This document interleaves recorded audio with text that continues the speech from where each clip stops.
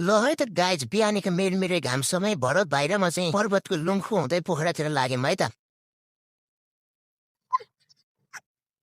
ल ठिकै छ, मेरो भाइले जे गर्यो राम्रै गर्यो। म चाहिँ गुरुजीसँग अब ट्याक्क अगाडि बसेर जाँदैछु। ल हाम्रो एउटा बुढाबा आएपछि म चाहिँ पछाडि जानु पर्यो। भरत भाइ र म सँगै छौँ है त अहिले चाहिँ। हामी चाहिँ सर लाएर पोखरा जाँदैछौँ। भरत भाइ पनि हाँसै छ किन हो। ल हेर्नुहोस् त नेपालको विकास आम्मामामा माथिबाट पुल छ तलबाट गाडी जोडिन्छ। यस्तो ठाउँ हुनुपर्छ नि गाइज, हेर्नुहोस् त। यस्तो पुलको लागि नेपाल सरकारलाई धन्यवाद दिँदै हामी चाहिँ खाजा खान लाग्यौँ है त गाइज। खाजा खाने ठाउँ पनि हेर्नुहोस् त कुन ठाउँ। नेपालको सबैभन्दा धेरै पानी पर्ने ठाउँ लुङले है साथीहरू यो चाहिँ।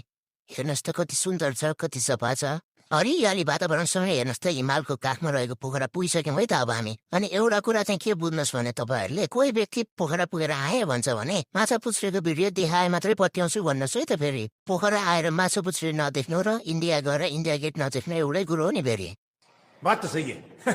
ल है त गाइज, अब चाहिँ हामी लगभग पोखरा आइसकेका छौँ। यो चाहिँ हामी सबैको ढुङ्गा चिप्ले ढुङ्गा है त साथीहरू। अब चाहिँ यो ब्लग छोडी अर्को ब्लगमा भेटौँला है त।